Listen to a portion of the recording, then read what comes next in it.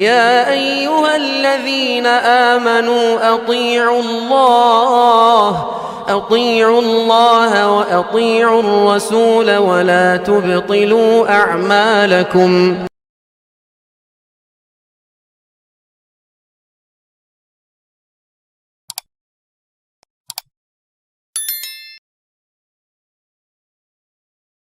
إن الحمد لله نحمده ونستعينه ونستغفره ونعوذ بالله من شرور أنفسنا ومن سيئات أعمالنا من يهده الله فلا مضل له ومن يضلل فلا هادي له وأشهد أن لا إله إلا الله وحده لا شريك له وأشهد أن محمدا عبده ورسوله.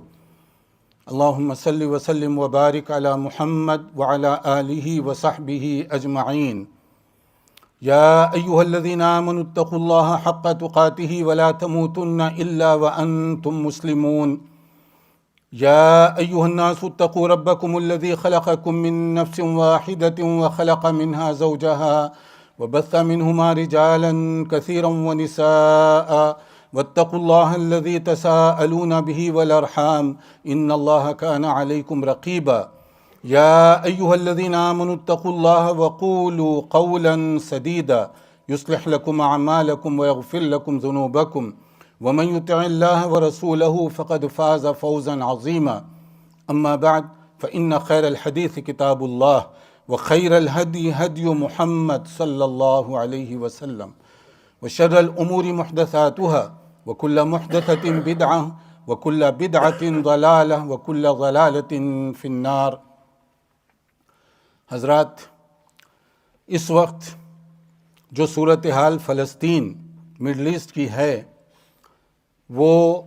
اس وقت کا برننگ ٹاپک ہے. ہر جگہ ہر محفل میں عام طور پر اسی عنوان کے حوالے سے گفتگو ہو رہی ہے. اس کے لیے چند بنیادی باتوں کا ذہن میں رکھنا بہت ہی زیادہ ضروری ہے، کیونکہ ایک مسلمان خوشی یا غمی ہر صورت میں قرآن و سنت کا پابند ہوتا ہے. جذبات اپنی جگہ ہوتے ہیں، لیکن جذبات کا اظہار اگر قرآن و سنت کی تعلیمات کے مطابق ہو تو اس میں خیر و برکت ہوتی ہے، اور اگر قرآن و سنت کی تعلیمات سے ہٹ کر ہو تو اس میں شر، فتنہ اور فساد ہوتا ہے، اس کا نقصان ہوتا ہے. اس لیے مومنانہ بصیرت کا تقاضا ہے کہ ہر جگہ ہم قرآن و سنت کے پیروکار بنیں، صرف نماز کے اندر، مسجد کے اندر نہیں، بلکہ ہر مسئلے میں ہمارا یہی اصول اور انداز ہونا چاہیے. پہلی اور بنیادی چیز، ظلم اور زیادتی چاہے کسی کی بھی طرف سے ہو، کہیں بھی ہو، کبھی بھی ہو، وہ غلط. ہم قرآن و سنت کی تعلیمات کی روشنی میں ظلم چاہے کسی پر بھی ہو، کہیں پر بھی ہو، اس کو غلط سمجھتے ہیں، اور وہ غلط ہے، نقصان دہ ہے. اس سے بچنے کی ہمیں قرآن و سنت میں سختی کے ساتھ تعلیم دی گئی. ایک معصوم آدمی کا قتل، چاہے وہ کوئی بھی ہو، وہ گویا کہ ساری انسانیت کا قتل ہے. اور اگر کوئی ایک معصوم انسان کو بچا لیتا ہے تو گویا کہ اس نے ساری انسانیت کو بچا لیا. سورہ مائدہ کی آیت 32، اس میں کہا گیا، من اجل ذالک کتبنا علی بنی اسرائیل انہ من قتل نفسا بغیر نفس او فساد فی الارض فکأنما قتل الناس جمیعا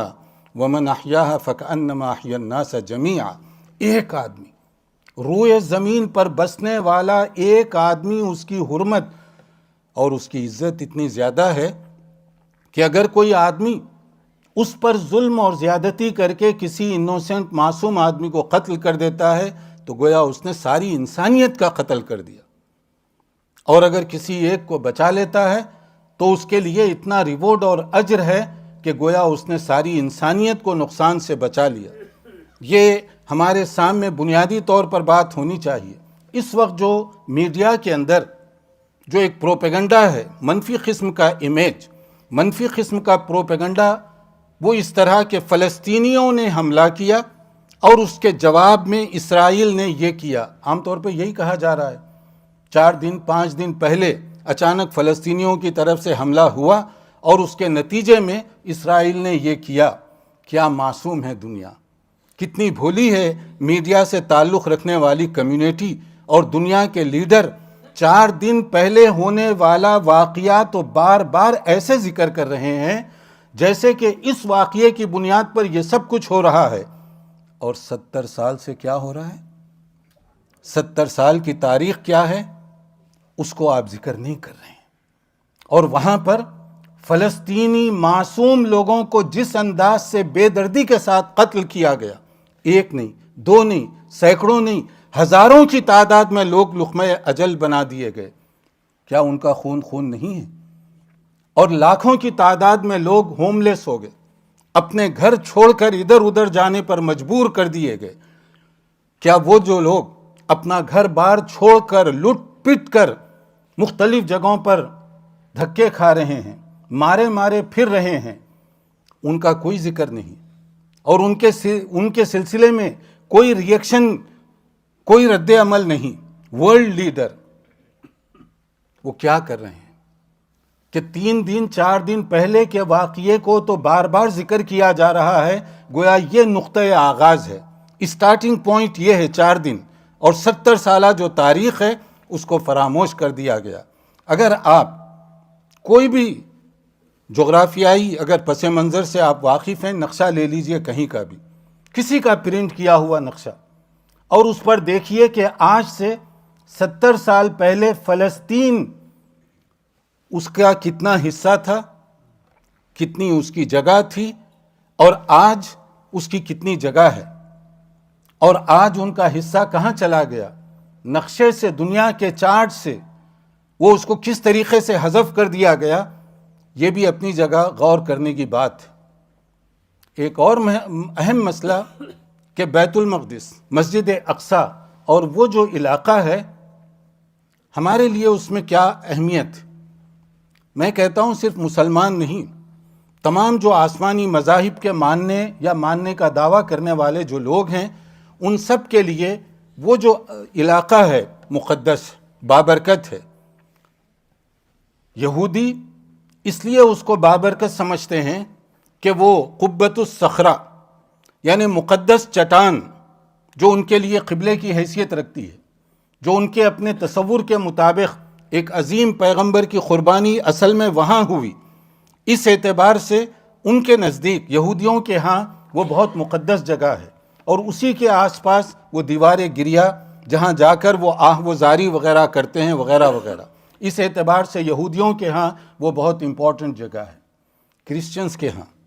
اس لیے کہ حضرت مریم کی وہاں پر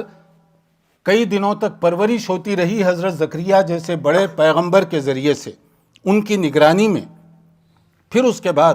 معجزاتی طور پر ان کے ہاں حضرت عیسیٰ علیہ السلام کی جو پیدائش ہوئی، وہ اسی علاقے سے جس کو ہم کہتے ہیں بیت لحم،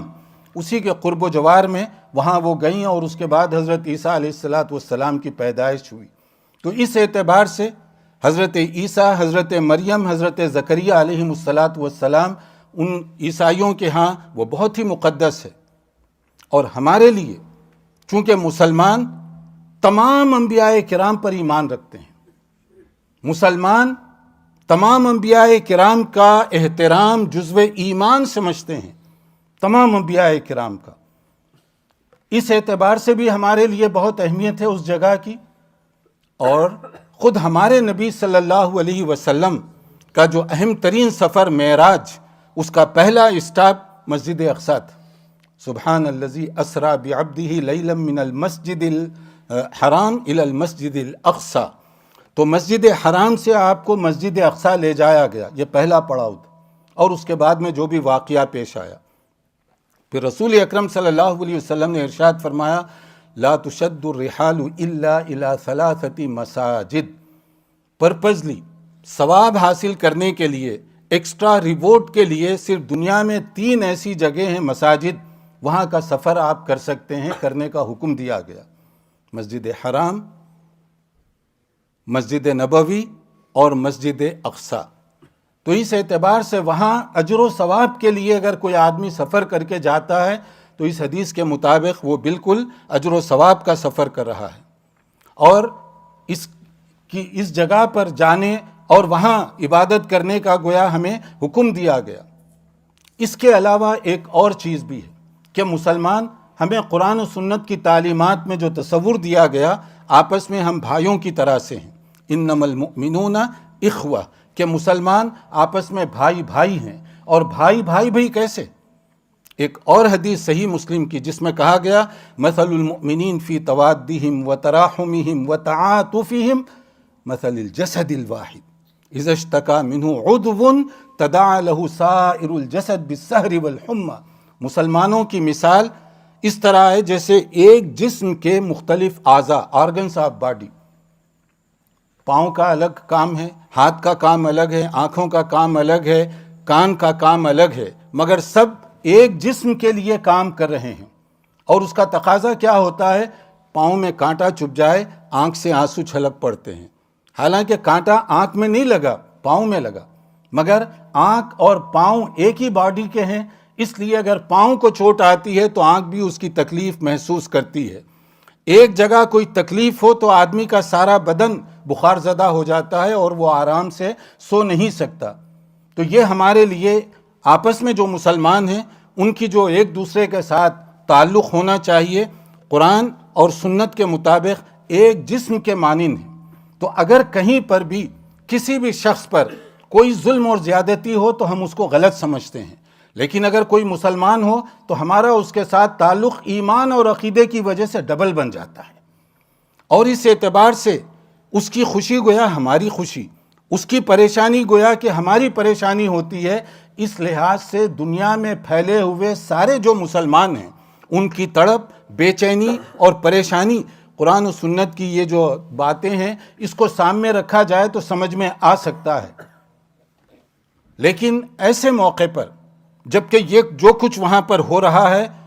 اس کو میڈیا بھی دیکھ رہا ہے، ہم بھی دیکھ رہے ہیں، مگر ایک بات ذہن میں رکھیے، میڈیا جو حقیقت دکھانا چاہیے وہ اس طرح سے نہیں دکھاتا، اس لیے سنی سنائی باتوں پر پروپیگنڈا اس کے پیچھے ہمیں نہیں جانا چاہیے۔ ہوش و حواس کے ساتھ، مومنانہ بصیرت اور دانش مندی کے ساتھ خبروں کو ویریفائی کرنا، اس کو میک شور کرنا، یہ ہمارے لیے ضروری ہے، پہلی چیز۔ اور دوسری کیا ہے؟ اس سلسلے میں جذبات سے نہیں صبر و ضبط سے کام لینے کا ہمیں حکم دیا گیا۔ ان اللہ مع الصابرین وبشر الصابرین، قرآن مجید میں مختلف جگہوں پر کہا گیا کہ تم ہر حال میں صبر کا دامن نہ چھوڑو، کیونکہ آدمی اگر صبر کے ساتھ کام کرے گا ہوش و حواس کنٹرول میں ہوں گے، اور وہ جو کام یا جو بھی بات کرے گا وہ سوچ سمجھ کر کرے گا، ورنہ آدمی غصے کی وجہ سے جذبات میں بہہ کر ایسی بات کر سکتا ہے یا ایسی حرکت کر سکتا ہے جس کا نقصان اسے بھی ہوگا اور اس کے چاہنے والے دوسروں کو بھی ہوگا۔ اس لحاظ سے صبر اور برداشت یہ بہت زیادہ ہمارے لیے ضروری ہے۔ اور ایک بات ذہن میں رکھیے، چاہے وہ وہاں کے لوگ ہوں، یہاں ہو یا کہیں بھی ہو،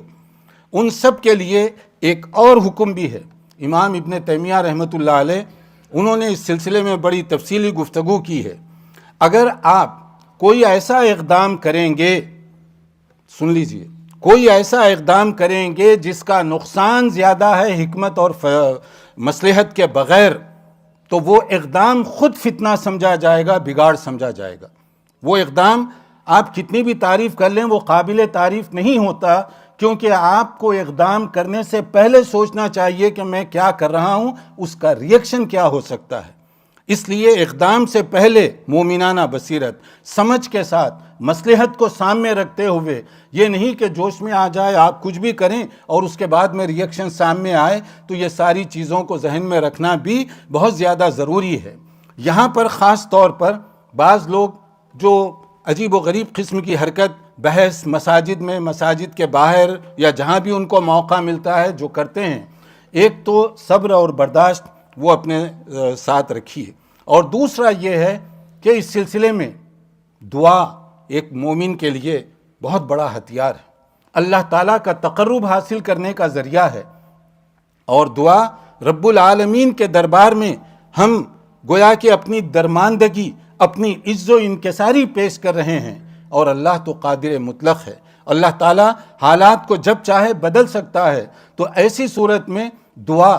نمازوں کے موقع پر یا جب بھی آپ اپنے لیے دعا کریں، ان کے لیے بھی دعا کریں جو لوگ معصوم اور وہ موت کے گھاٹ اتار دیے گئے۔ اور ان کے گھر بار برباد اور اجاڑ دیے گئے، اور کس طریقے سے ان کے اوپر ظلم و ستم کیا جا رہا ہے، ان کے لیے ہم دعا کر سکتے ہیں، اور دعا بار بار کرتے رہنا چاہیے، کیونکہ دعا ایک پاورفل ہتھیار ہے، اس کے ساتھ ہمارا ایک گہرا لنک اور تعلق ہونا چاہیے۔ تو ایسے موقع پر جذبات چاہے کچھ بھی ہوں، مگر ہوش و حواس، کنٹرول، صبر اور ضبط، برداشت، کہاں کون سی بات کرنی ہے، کب کون سی بات کرنی ہے، یہ بالکل عجیب و غریب اتفاق ہے کہ بہت سارے ایسے حکمران بھی ہیں جو بظاہر دیکھنے میں مسلم ملک کے لگ سکتے ہیں، مسلمانوں کے نمائندے لگ سکتے ہیں، مگر مسلمان اور مسلم امہ کے لیے سب سے زیادہ نقصان دہ بھی ہو سکتے ہیں۔ اسی طرح سے مساجد کے اندر ہو سکتا کچھ لوگ ایسے بھی ہوں جو مسلمان اور دین اسلام سے زیادہ خیر خواہی اور کسی اور کے لیے کر رہے ہوں، آپ کو ڈیمیج پہنچانے کے لیے، آپ کو نقصان کرنے کے لیے، نقصان پہنچانے کے لیے آپ کی صفوں میں بھی بیٹھے ہوئے ہو سکتے ہیں، تاکہ آپ کو زیادہ سے زیادہ نقصان ہو۔ ان کا کوئی ہو سکتا ہے مادی کوئی فائدہ ہو، دنیاوی کوئی فائدہ ہو، چاہے وہ مسجد میں ہوں یا چاہے وہ آپ کے گرد و نواح میں ہوں۔ اس لیے ہمیشہ آدمی کو بصیرت کے ساتھ کام کرنے کی ضرورت ہوتی ہے، ورنہ کہیں ایسا نہ ہو کہ آپ کے دو جملے